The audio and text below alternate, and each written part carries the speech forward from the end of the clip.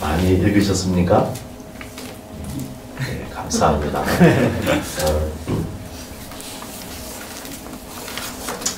빌립보서 1장에 전제가 되는 사상이 있었죠. 무엇이었냐면은 하나님이 우리 안에서 거룩을 이루고 계신다 하는 것이 1장의 전제였어요. 그게 기본으로 깔려있는 사상입니다. 근데 빌립보서 1장만 아니고 빌립보서 전체가 그렇고 사실은 바울 서신 전체가 그렇습니다. 바울 서신 전체의 내용이자 그 기초에 깔려있고 핵심인 내용이 바로 그리스도께서 우리 안에서 행하시는데 거룩을 행하신다 하는 그런 이야기입니다. 그래서 우리 1장 설교 제목이 복음에 합당하게 그랬는데 복음에 합당한 생활에 관한 거예요. 그래서 복음의 신앙을 위해서 협력하는 거, 그리고 그 주님이 우리 안에서 하기 때문에 두려워하지 않는 거, 그리고 고난도 기꺼이 감당할 수 있는 능력이 있다는 거, 뭐 이런 내용들을 1장에서 우리가 이제 나누는데요. 2장에서는 복음에 합당한 마음입니다. 우리의 생활, 복음에 합당한 생활, 활동 이런 것들은 다 마음에서 시작되거든요. 그래서 복음에 합당한 마음, 이게 지금 있으면 그 생활이 가능해지는 거예요. 그래서 오늘 그 초점으로 이제 말씀을 묵상할 텐데요. 자, 2장 1절부터 5절까지를 다시 한번 읽겠습니다. 1절부터 시작. 그러므로 그리스도 안에 무슨 공명이나 사랑의 무슨 위로나 성령의 무슨 교제나 긍휼이나 자비가 있거든 마음을 같이하여 같은 사랑을 가지고 뜻을 합하여 한 마음을 품어 아무 일이든지 다툼이나 허용으로 하지 말고 오직 겸손한 마음으로 각각 자기보다 남을 낮게 여기고 각각 자기 일을 돌볼 뿐더러 또한 각각 다른 사람의 일을 돌보아 나의 힘을 충만하게 하라. 너희 안에 이 마음을 품으라. 곧 그리스도 예수의 마음이니. 아멘. 2절을 보시면은 마음을 같이하여 같은 사랑을 가지고 뜻을 합하여 한 마음을 품어. 이게 다 똑같은 말이죠. 이걸 이렇게까지 반복해서 말해요. 그러니까 한 마음, 마음이 하나 되는 거에 대해서 되게 이제 강조하고 있습니다. 자, 오늘 교회에 온 성도들의 마음이 하나가 되는 거 좋은 일이에요? 안 좋은 일이에요? 좋은 일입니다. 근데 제가 사심을 품고 있다면 어떻게 될까요? 극도로 안 좋은 일이 되는 거예요. 근데 사람이 의견이 다 달라요. 그러니까 일제히 한 마음이 돼서 이게 좋은 것 같은데 한꺼번에 삐뚤어질 수도 있고요. 그러니까 한 마음이 되는 게 꼭 좋은 게 아니에요. 전제가 있어야 된다는 거죠. 한 마음, 그래서 지금 여기에 어떻게 연결이 되고 있냐면 그리스도의 마음까지 이렇게 나가고 있잖아요. 그래서 실제로 우리 교회 안에 한 마음을 막 강조하는 그런 분위기가 있어요.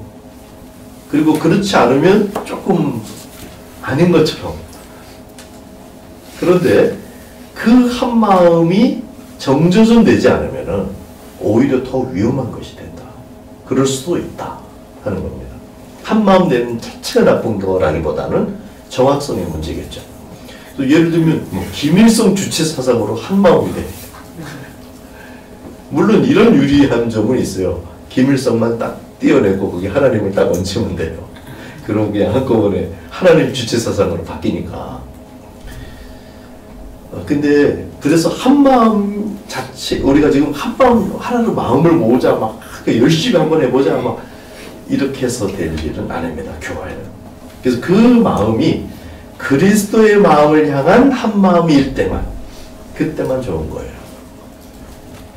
그렇게 됐으면 좋겠습니다. 우리 교회가 그러하고 지상의 교회들이 정말 그리스도의 마음을 향하여 한 마음이 되는 그런 게 필요하겠죠. 그러니까 정확성이 필요한 거예요. 우리 지금 성경을 읽고 성경의 어떤 뜻을 우리가 이해하고 할 때 조금 더 정확함을 찾아갈 필요가 있는데, 사실 우리가 하루 산다는 게 하루 죽는다는 거 아니겠어요? 굉장히 비싼 생명 아닙니까? 천하보다 귀하다. 이걸 지출하면서 사는 거기 때문에 정확성이 없으면 뭐 허투루세 생명을 쏟는 것이 되는 거죠.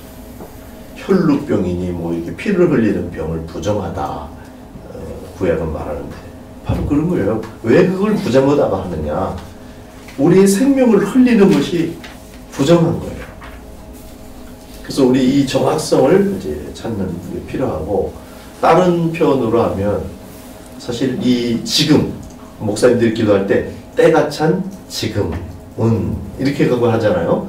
그 뭐냐면 성경의 개념은 이게 시간이 꽉꽉 차오른다는 거예요. 우리가 과거와 이런 걸 통해서 지금 우리가 꽉 차오른 이 꼭대기에 살고 있다는 거죠.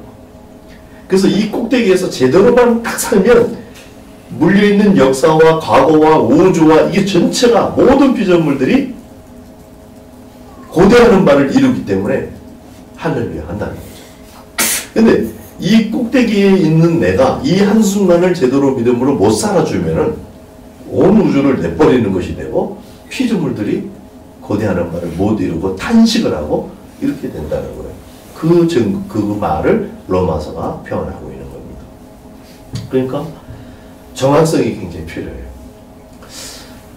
제가 전도서를 통해서 그 다음에 그간의 성경 읽기와 또 신앙생활을 하고 또 인생을 살고 이렇게 하면서 나의 개인적인 소원이 어떤 것인가, 난 정말 뭘 원하나, 하나님은 뭘 원하실까 막 고민을 하고 이제 찾아왔는데 여러 버전으로 말할 수가 있어요. 그런데 오늘 제 개인적인 사명과 목표는 어떤 거가 있냐면요, 신앙의 정확성을 찾아가는 거예요. 저의 인생의 여정은 그런 것 같아요. 신앙의 정확성을 찾아가고 그것을 발견하고 공유하는 과정이 예술적인 단계까지 이르렀으면 좋겠다. 이게 제 마음이에요. 아무도 아멘 안 해주죠. 하나님 말씀에 아멘 해야 되겠죠. 근데 진짜 하나님께로부터 온 소원이라는 생각을 저는 하고 있고, 저는 이게 사명이다. 그래서 저는 일반적으로 생각하는 목사, 선교사, 목회자, 목회 이거랑 좀 다를 수도 있을 것 같아요. 그래도 할 수 없어요. 제가 하나님께서 저에게 주신 게 그거라서 저는 그래야 기쁨이 있고 그래야 힘이 나고 그래야 은혜를 흘려주는 통로로서 역할을 할 수 있기 때문에, 물론 고집하는 것은 아닙니다. 하나님께서 이끌어 주시고 빚어주시는 대로 빚어지기를 원하고, 그게 사실은 신앙의 정확성이기도 하고요. 그래서 우리 교회의 그 내용에도 말씀과 기도교회 사명과 방향 혹시 이거 갖고 계십니까? 여기 주보 네 번째 보면 우리는 말씀을 따라 공동체의 방향을 지속적으로 점검합니다. 그랬죠? 그래서 계속해서 점검해가고 피드백을 해서 고쳐가고 이렇게 정조준을 해놔야 된다는 거죠. 그게 신앙의 정확성을 찾기 위한 것이지 뭐 이랬다 저랬다 하겠다 그런 뜻이 아니에요. 점검해 나가기를 원하고요. 그래서 우리가 함께 정말 주님이 기뻐하시는 그 자리까지 계속해서 성장해 나가게 되기를 주의 이름으로 축복합니다. 그래서 여기서 한 마음이라는 것은 그리스도 예수님의 마음인 거죠. 그냥 우리끼리 한 마음을 한번 합쳐보자. 그런 협력이 그런 협력이 아닌 거죠. 자, 이게 한 마음. 그래서 이런 한 마음이 우리 교회 안에 또 우리 흩어져 있는 교회들 안에 이루어지기를 우리가 기도해야 합니다. 자, 그러면 이 한 마음은 예수님의 마음 이렇게 했는데, 그럼 예수님의 마음은 그럼 어떤 마음이냐? 5절부터 8절 한번 읽겠습니다. 시작. 너희 안에 이 마음을 품으라. 곧 그리스도 예수의 마음이니 그는 근본은 하나님의 본체시나 하나님과 동등됨을 취하여서 여기지 아니하시고 오히려 자기를 비워 종의 형체를 가지사 사람들과 같이 되셨고 사람의 모양으로 나타나사 자기를 낮추시고 죽기까지 복종하셨으니 곧 십자가에 죽으심이라. 네. 지금 예수님이 예수님의 마음을 이제 설명을 했는데 예수님이 하나님하고 동등한 본체시라는 거죠. 근데 사람의 모습으로 오셔서 종의 형태를 가지시고 거기도 굉장한 건데 성육신하시고 그런데 자기를 낮추셔서 죽기까지 복종하셨다. 그래서 예수님이 십자가에 죽으셨다. 이게 여러 가지 의미를 갖지만 하나님을 향해서는 정말 죽는 지점까지 쭉 일관되게 복종하셨다 하는 그 메시지가 가득 있다는 거죠. 그러니까 예수님의 모든 생애를 한 단어로 딱 압축한 거예요. 예수님의 마음, 예수님의 생애를 한 마음으로 한 단어로 딱 압축했는데 그게 뭐죠? 예? 오늘 본문에 나와 있어요. 복종이에요. 복종. 하나님을 향해서는 복종하신 거예요. 예수님이 예수님의 모든 것을 한 단어로 말하자면 하나님께 복종하신 거예요. 로마서 15장에서 그걸 우리를 향해서 한 단어로 표현한 게 또 하나 있어요. 혹시 기억나십니까? 용납입니다. 용납. 하나님을 향해서는 복종하시고 사람을 향해서는 용납하셨어요. 그게 그런데 어쨌든 이 한 단어예요. 그러니까 죽기까지 복종하셨다. 이 문법적으로는 막 이렇게 인상 쓰면서 막 죽는다 이렇게 하면서 복종했다 그런 말이 아니고 죽는 지점까지 쭉 일관되게 복종으로 일관했다 이런 말입니다. 그러니까 예수님의 그 마음을 한 단어로 말하면 복종이다 이렇게 이제 정리할 수 있죠. 그러니까 예수님이 하신 일은 딱 한 가지만 신경 쓰신 거죠. 하나님께 복종하는 거. 그러니까 우리가 잘 정리하면은 인생이 굉장히 간단해질 수 있어요. 여러분 인생이 복잡한 것 같으세요? 제가 생각할 때 너무 간단해요. 물론 한 면만 있는 건 아니에요. 또 굉장히 복잡하고 다양하고 그런 걸 제가 알고 있고 그런데 성경을 막 읽다 보니까 하나님의 마음을 이렇게 조금씩 눈치채고 그게 축축되고 하다 보니까 점점 간단해지더라고요. 그게 뭐냐면 복종이에요. 하나님 앞에 복종하면 됩니다. 간단하게 살게 되시기를 축복합니다. 그러면 어떤 현상이 일어났는가? 예수님의 경우를 이제 계속 말하고 있는데요. 9절부터 11절이에요. 읽어주세요. 시작.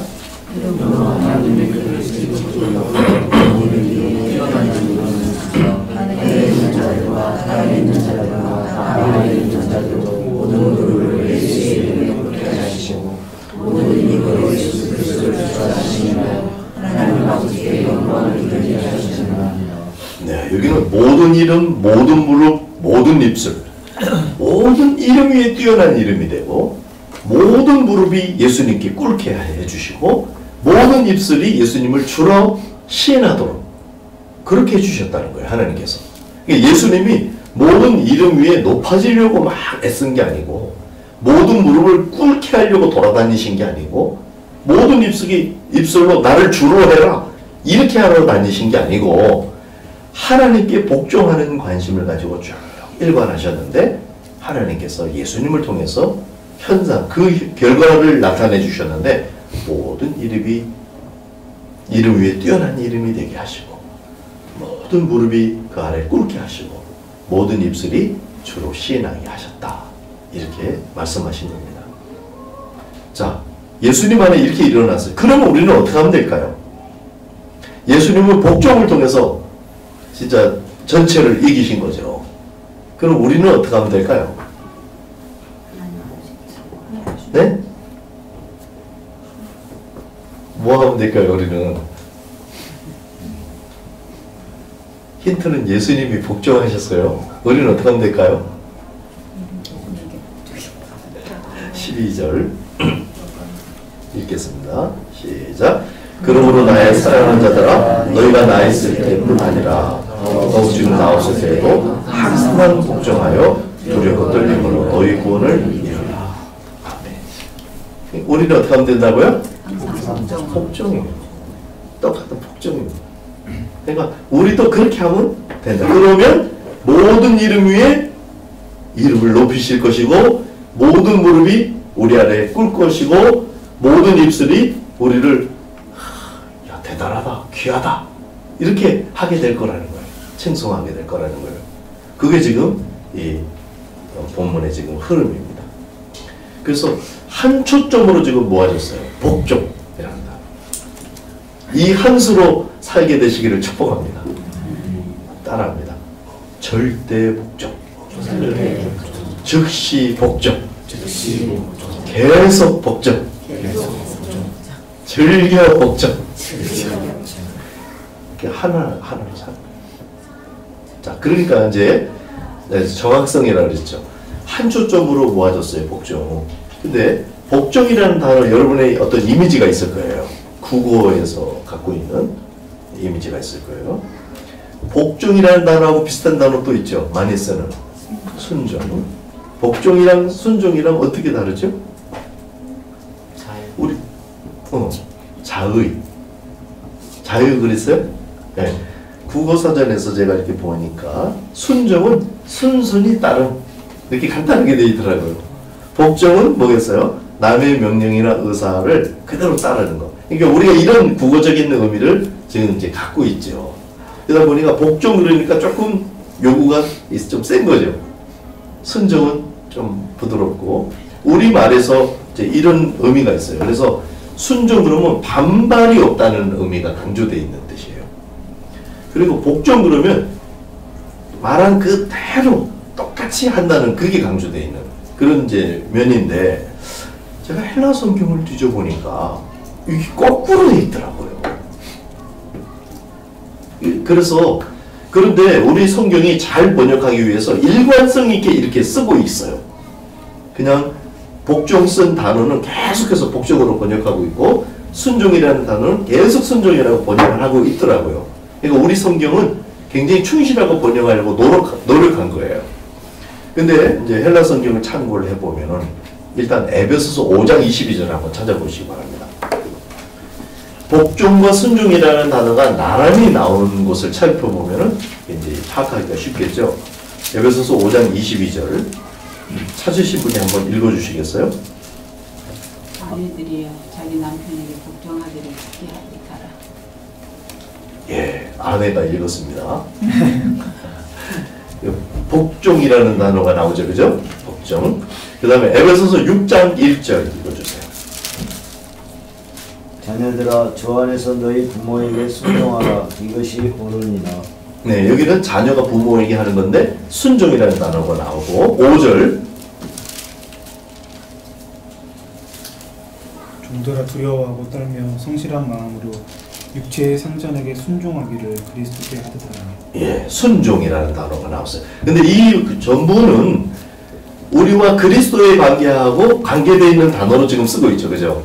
주인에게 상전에게 순종하는데 그리스도에게 하듯 하라. 그리고 아내가 남편에게 복종하는데 그리스도에게 하듯 이렇게 이게 다 연결이 되어 있습니다. 그러니까 이제 어떻게 되어 있냐면 다시 한번 정리를 해볼게요. 지금 남편과 아내 사이에 순종하라고 복종하라고 한 그 단어는 휘포타소라는 단어인데 휘포라는 말은 아래, 타소라는 말은 배열하다 이런 거예요. 아래에 두는 거예요. 그런 의미가 있는 단어입니다. 그러니까 능동태로 쓰면 아래 두다, 중간태로 쓰면 자발적으로 복종하다, 자발적으로 자신을 아래에 두다 이런 의미예요. 이걸 복종이라는 단어로 번역을 했다 이거예요. 그리고 순종이라는 단어는 휘포쿠오라는 다른 단어인데요. 이게 자녀가 부모에게 그리고 종이 상전에게 다 같은 단어로 썼어요. 그러니까 남편과 아내 사이의 관계와 자녀와 부모 혹은 종과 상전과의 주인과의 관계가 조금 차이가 있다 이런 의미가 읽어지죠. 근데 휘포쿠 순종이라고 번역되어 있는 자녀가 부모에게 종이 주인에게 하는 이 단어는 듣다, 경청하다, 복종하다, 따르다, 열다, 영접하다 이런 단어가 있어요. 그러니까 어떤 의미가 들어있어요? 이게 잘 들어야 돼요. 있는 그대로를 잘 들어야 될 뿐만 아니라 그렇게 따라야 되고 행동까지 나가야 되고 뭐 이런 의미가 다 들어있는 거예요. 그래서 귀신들이 하나님께 복종한다, 순종한다 이렇게 할 때 이 단어입니다. 거부하면 안 되는 거예요. 그냥 그대로 이렇게 돼야 되는 거예요. 그런 거. 그 다음에 자연히 하나님께 굴복한다 할 때도 이 단어고요. 그런데 아까 아내와 남편 사이에 있는 단어는 의미가 뭐냐면 아래에 자기를 두다 이런 뜻이다 이 말이에요. 그것밖에 없어요. 이게 어떤 의미인지 아시겠어요? 우리가 물론 자녀고 종이고 그런데 하나님께서 우리를 더 이끌어 가시면 그리스도의 신부로까지 나아가죠. 그러면 주님과 우리 사이에 나를 그 밑에만 두면은 그 다음부터는 다 해도 되는 거예요. 예를 들면 자녀는 부모들에게 대들거나 뭐 말을 받아치거나 이렇게 하면 안 돼요. 이제 이 성경의 단어의 개념을 설명하자면 근데 아내는 얼마든지 말해도 돼요. 근데 단서가 있어요. 어떻게 해야 된다고요? 자신을 밑에 두라는 거예요. 밑에 둔 상태에서는 그게 우리 기도입니다. 하나님께 때로는 우리의 속마음이 안 좋아서 막 말씀드릴 수도 있고 이렇게 하는데 밑에 둔 상태에서는 다 해도 괜찮다. 예수님께서 겟세마네 기도에서 이거 좀 옮겨주시면 안 돼요? 하나님의 뜻을 내 뜻대로 좀 해주면 안 돼요? 이걸 활동을 하셨어요. 그리고 마지막에 이제 내 뜻대로 마옵시고 아버지 뜻대로 이렇게 이제 바꾸셨지만 그 긴 시간 동안은 사실은 내 뜻을 이대로 좀 해주면 안 됩니까? 이렇게 했는데 그때도 자세는 뭐였다고요? 자신을 아래다 두고 있는 거예요. 그런 상태예요. 그래서 복종이라는 단어는 지금 우리 성경이 우리말에서 나오는 복종과 순종이 약간 의미가 이게 조금 바뀌어 있어요. 그렇지만 그냥 무슨 말을 할 때든지 그냥 그렇게 이해를 하시기 바랍니다. 성경에서 말하는 우리에게 요청하는 거는 기본적으로 억지로라도 하나님 말씀 앞에 따라야 되는 그런 복종, 순종, 무슨 단어를 쓰든지 간에 그렇게 하는 것도 기본으로 있지만 정말 주님은 원하시는 거는 어디까지냐면은 예수님이 하나님께 하셨던 그 단어 우리도 그걸 해라 하는 이 단어는 뭐냐면 아래다 두라. 그걸 그냥 제가 복종이라고 말하든지 순종이라고 말하든지 그렇게 이해해 주시면 좋겠습니다. 지금부터 제가 복종, 순종 이런 말을 쓸 때는 바로 그런 뜻이에요. 종으로서 복종하라 이렇게 문명을 가지고 얘기할 때는 굴복하고 따르고 이래야 되는 걸 말하는 거지만 그냥 하나님 앞에 복종하는 거 이런 걸 얘기할 때는 바로 우리 자신을 주님 앞에 밑에 두는 거 그런 태도 그런 마음가짐 그걸 이제 얘기하는 거예요. 그래서 복종은 행동하는 것이 아니라 자신을 아래 두는 것이에요. 그래서 그런 상태에서는 자기의 의견과 심정을 얼마든지 얘기할 수 있는 거예요. 자, 예수님의 마음을 다시 한번 읽어보죠. 5절부터 8절까지 시작. 너희는 이 마음을 품으라 곧 그리스도 예수의 마음이니 그는 근본 하나님의 본체시나 하나님과 단둥됨을 취할 것으로 여기지 아니하시고 오히려 자기를 비워 종의 형체를 가지사 사람들과 같이 되셨고 사람의 모양으로 나타나사 자기를 낮추시고 죽기까지 복종하셨으니 곧 십자가에 죽으심이라. 죽기까지 복종하셨다. 그 말은 다 행동을 지금 강조하려는 게 아니라 그 행동을 유발했던 그 마음의 내면의 태도, 자신을 밑에 두는 그 태도를 지금 이야기하고 있는 것이죠. 자, 한 단어, 복종이라는 단어로 규결이 됐습니다. 자, 12절 다시 읽습니다. 시작. 그러므로 나의 사랑하는 자들아 너희가 나 있을 때뿐 아니라 더욱 지금 나 없을 때에도 항상 복종하여 두렵고 떨림으로 너희 구원을 이루라. 네. 자, 우리는 그럼 항상 복종하여 두렵고 떨림으로 이거는 막 그 일에만 긴장이나 이 말이에요. 다른 일에 신경을 쓰기보다는 지금 하나님께 복종하는 거. 항상 여기에만 집중해라. 두렵고 떨림으로 이렇게 하라. 그 말이고, 너희 구원을 이루라. 이렇게 돼 있어요. 그러니까 복종이 구원입니다. 이 말 이해가 되세요? 우리는 지금 구원 논쟁, 믿음이냐 행위냐 막 이렇게 갖고 다투고 있는데 그 논리가 막 서로 서로 납득을 못 시키고 있어요. 그래서 이 논리가 지금 막 팽팽하게 지금 가고 있는데 우리 뭐 장로교 기존 시간에서는 믿음이다 이게 알고 있죠 다. 근데 요즘 그것에 대한 도전을 하는 교리가 있단 말이에요. 행위를 해야지. 행위가 없으면 믿음이 아니잖아 그게. 야고보서의 말 같잖아요. 그렇게 지금 이제 하고 있다고요. 근데 제가 이걸 보다 보니까 제가 요번에 발견한 게 이게 핀트에서 벗어난 구원 논쟁이구나. 믿음이냐 행위냐가 아니에요. 구원은 뭐예요? 복종이에요. 자신을 안에 두느냐 못 두느냐 이게 구원의 문제다 이 말이에요. 그러고 보니까 쫙 맞아요. 아담이 하나님 앞에 불순종했던 게 바로 그 문제였어요. 행동을 어떻게 잘못하고 그것 때문이라기보다 자신이 스스로 어떤 판단과 결정을 하는 왕자리를 차지하게 된 거예요. 그게 불순종이라고 되고 그게 죄로 연결되는 겁니다. 그러고 보니까 우리 정통적인 교리하고 더 정확하게 통합적으로 일치하는 게 바로 이런 이해다 하는 거예요. 그래서 지금 이 단어 속에 들어있어요. 그래서 밑에 자기를 두는 거. 그런데 자발적으로 밑에 자기를 두는 거. 이걸 하나님 굉장히 기뻐하시고 자발적이 아니더라도 밑에 두기라도 해라. 이게 하나님께서 이렇게 막 순종해라 복종하라 좀 강압적으로 하는 것 같은 그런 단어는 왜? 그래야 이게 구원이고 생명이기 때문에. 그러나 자발적으로 되는 것을 기뻐하시죠. 그래서 우리 단어로 한다면 순종이라는 단어가 더 이제 적절하겠는데요. 자, 그러니까 믿음이라는 거는 믿음으로 구원을 얻는다 우리가 말했을 때 믿음이라는 거는 하나님을 신뢰하기 때문에 기꺼이 자발적으로 자신을 주님 아래 두는 태도예요.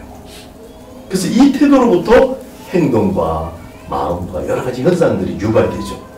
그런 것들을 우리는 자꾸 믿음이라고 얘기하고 믿음의 행위라고 얘기하고 근데 그 결과를 가지고 자꾸 논의를 하면은 이제 좀 다른 이야기로 서로 오해할 수가 있게 되는 거죠.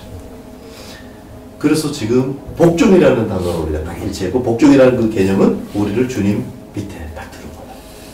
여러분 주님 바로 밑에 딱 드시기를 축복합니다. 사실 여기에는 또 굉장한 말이 포함되어 있는데요. 모든 만물과 모든 것 위에 둘 수도 있겠다 말이에요. 사람들끼리는 좀 달라요. 다른 사람을 나보다 낮게 여기라. 이렇게 낮게가 아니라 이렇게 낮게 여기라 하는 말씀이기 때문에 하나님의 형상들인 사람들끼리는 다른데요. 모든 피조물은 우리 밑입니다. 그러니까 모든 피조물과 하나님 그 사이로 딱 들어가는 거예요.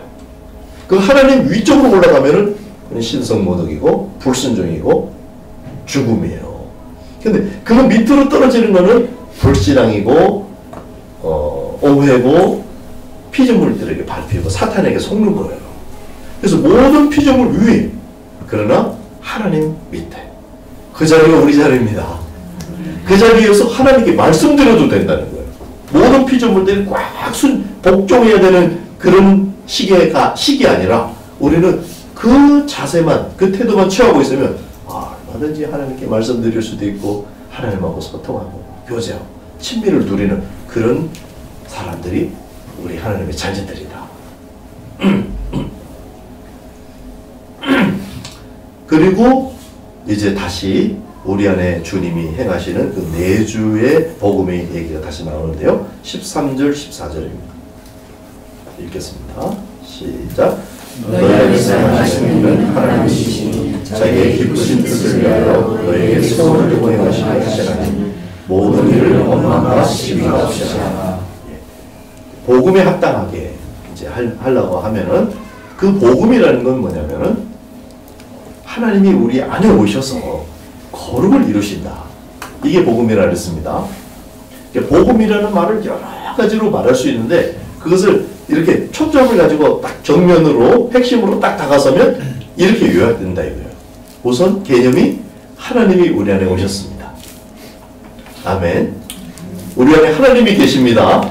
근데 그분이 우리 심부름하러 오신 게 아니고 내 인생 좀 이렇게 도와주고 돈도 잘 벌고 건강도 지켜주고 이런 정도 일하려고 오신 게 아니고 그거는 부효과로 그렇게 할 수도 있어요. 그걸 또 축복이라고 하나님께서 약속을 해주셨기 때문에 해주실 수도 있어요. 그러나 하나님이 오신 것은 하나님께만 있는 거룩을 우리에게 이루시겠다는 거예요. 할렐루야. 그래서 베드로는 그것을 신의 성품에 참여한다 이렇게 말했고 요한은 성부, 성자, 성령 하나님의 사귐 안에 들어간다. 그 사귐을 누린다. 이렇게 표현한 겁니다. 그 거룩이 여러분 안에 풍성해지기를 주의 이름으로 축복합니다. 그래서 우리 안에 그 일을 진행하시는데 하나님께서 어떤 방식으로 하냐면 우리 안에 소원을 두고 행하신다는 거예요. 자, 여러분 안에 그러면 소원이 일어나요. 이제 예수님을 영접한 사람들에게는 예수님을 믿지 못하는 사람들하고 다른 그런 소원들이 이제 조금씩 생겨요. 근데 여러분 안에 지금 소원이 생겼는데 여러분의 소원을 한번 생각해 보세요. 그게 하나님의 소원입니까? 여러분이 예수님 믿고 그 안에 생긴 소원들이요 하나님의 소원입니까? 아멘. 네? 야, 대단하시네.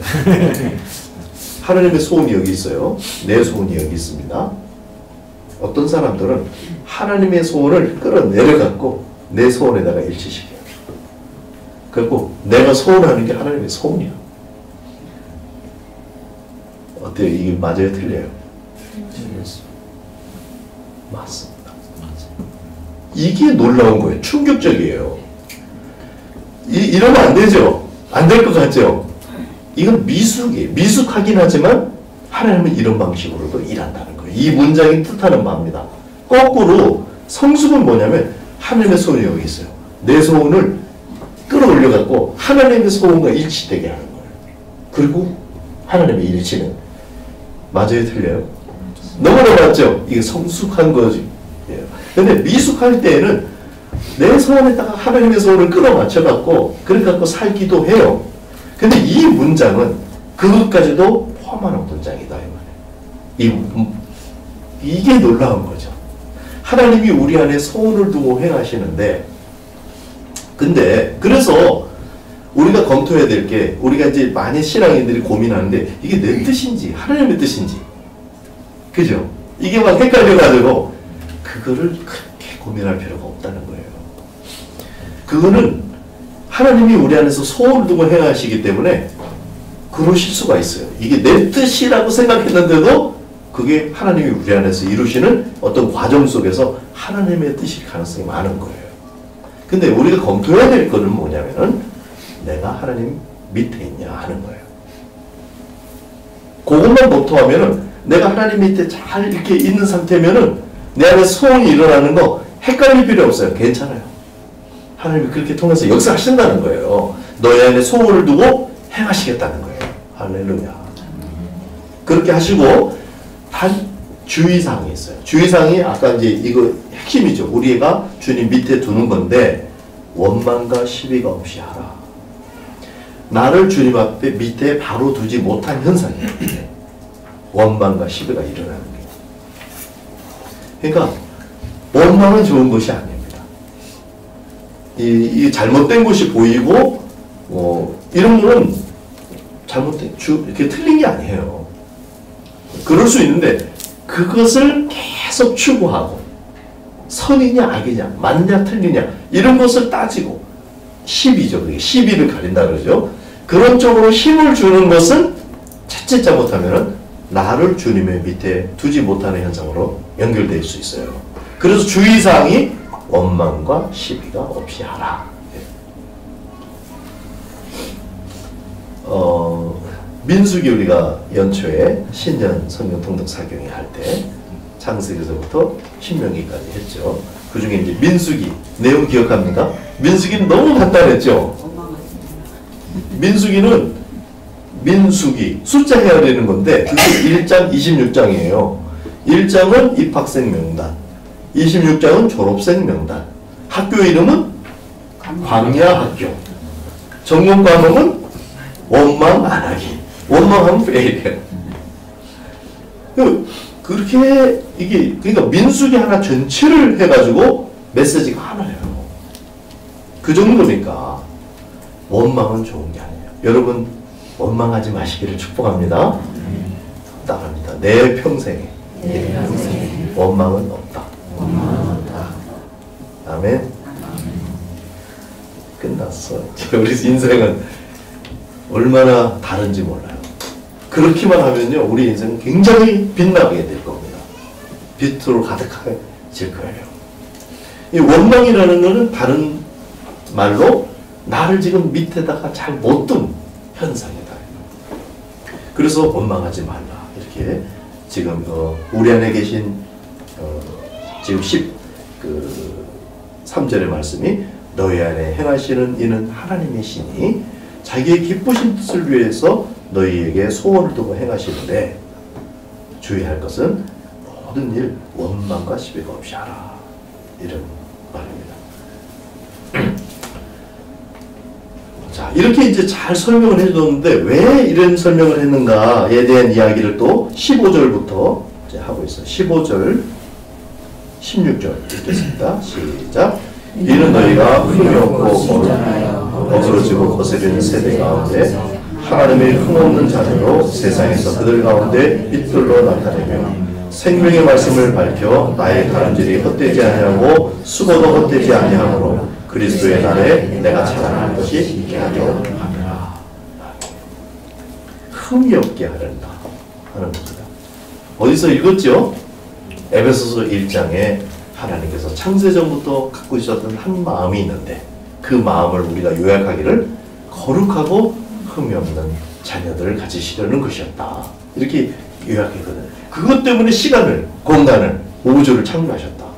그러니까 존재하는 모든 것의 목적은 거룩이에요.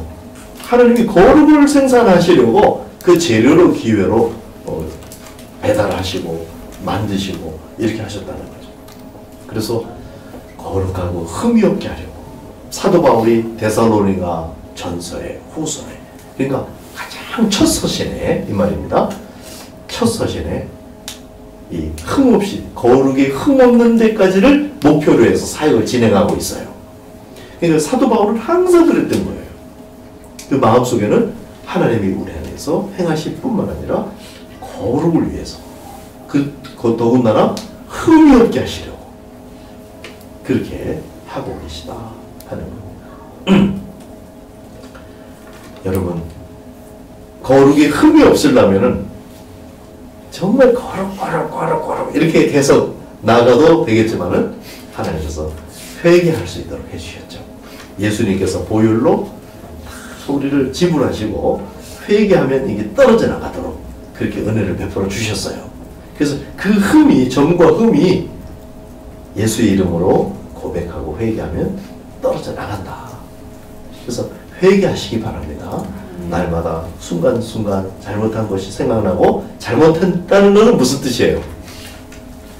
복종하지 않았다. 그게 무슨 뜻이에요? 나를 밑에 두지 못했을 그 순간이다. 내 생각으로 내가 주인되고 내 생각이 주인되고 저도 그런 많은 순간들이 생각나더라고요. 그러니까 뭐 화가 일어난다. 분을 내지 말라. 그게 분 내는 그 자체가 문제도 되지만은 분의 그 본질이 뭐냐면 나를 주님 밑에 지금 두지 못하고 있는 현상이라는 거예요. 그래서 그 상태로 깊게 가지 마라. 그렇게 우리에게 거룩을 선물로 주시려고 하나님께서 우리를 초대하시는 거죠. 말씀 맺겠습니다. 복음에 합당한 생활 해서 1장에서는 복음의 신앙을 위해서 협력하는 겁니다. 지금 복음이라고 할 때도 초점을 가져주셨으면 좋겠어요. 우리 안에 주님이 거룩을 이루시는 이 일, 그 일에 협력하는 것. 그 다음에 주님이 우리 안에서 행하시기 때문에 그것을 상대로 오는 상황과 사탄의 도전과 이것에 두려워하지 말라는 거예요. 주님이 우리 안에 계시니까, 전능하시고 사랑이 가득하신 빛 대신 주님이 우리 안에 계시니까, 그게 임마누엘이고 그게 예수 이름으로이에요. 예수 이름은, 그래서 예수 이름으로 물리실 수가 있다는 거죠. 그러니까 두려워하지 말라 하는 거고, 그 다음에 고난도 기꺼이 받을 만하다. 디모데를 향해서 네가 복음을 가지고 고난을 받으라. 그러니까 쌩으로 고생하라가 아니고 복음을 가지고 고난을 받으라. 된다는 거예요. 그걸 이길 수 있는 힘이 그 안에 있다는 거예요. 복음 안에. 그게 이제 복음에 합당한 생활이라는 얘기고 1장에서 그런 내용이 있는데, 이게 되려면 어떻게 해야 되느냐? 복음에 합당한 마음을 가져야 된다. 그 마음은 예수님의 마음이고 그 핵심은 복종이다. 복종은 다른 말로 또 말하면 나를 주님 밑에 두는 것이고, 이것이 구원이라는 거예요. 그래서 우리의 생에 가장 처음으로 주님 밑에 나를 딱 둔 것이 중생이고요. 그리고 계속해서 그렇게 하는 것이 성화의 구원인 거예요. 그래서 너의 구원을 이루라. 계속해서 그 밑에 둔 상태에서 쭉 시간을 끄는 것이 바로 성화의 구원인 것입니다. 그래서 자기를 하나님 밑에 둔 상태에서는 프리, 자유, 모든 게 다 괜찮다는 거예요. 말이 엄청난 말이죠. 이걸 오늘 얘기하는 초점은 아니기 때문에 이걸 이 정도로 말하겠지만은 그게 자유의 율법이고, 정말 주님이 우리를 온전히 진리를 알지니 진리가 너희를 자유케 하리라 하는 그 자유. 하나님 아닌 모든 것으로부터 자유.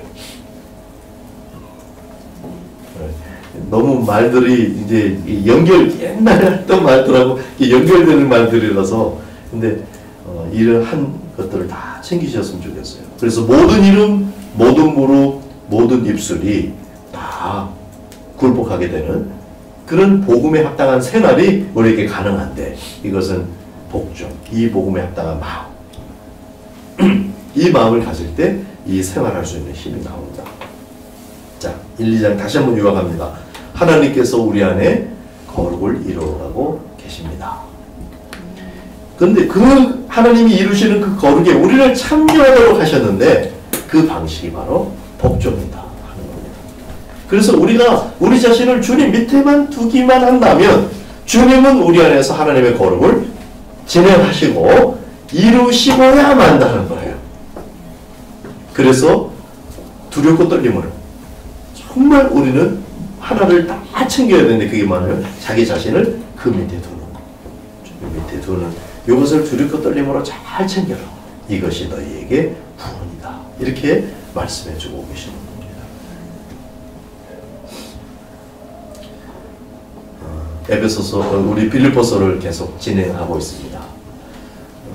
보니까 다음 주에 우리가 행사가 있죠. 하나님 나라 세미나가 주일 오후에도 있기 때문에 우리 그때 빌립보서 백독하고 나눔을 못하게 됐어요. 다음 주까지 백독 못할 사람들을 위해서 하나님께서 기회 주시는 거 아닌가 모르겠어요. 조금 연기가 되는데, 정말 이번 기회에 빌립보서가 완전히 자기 것으로 체득될 수 있을 만큼 뜻을 묵상하면서도 있고, 그냥도 한번 있고, 이렇게 본인이 묵상하면서도 읽고, 또 제가 이렇게 정리해드린 내용들도 한번 다시 들으면서 또 읽고, 이렇게 해서 정말 빌립보서가 통째로 여러분의 것이 되시기를 주의 이름으로 축복합니다. 기도하겠습니다. 주님, 예수님의 마음에 대해서 가르쳐 주셔서 감사합니다.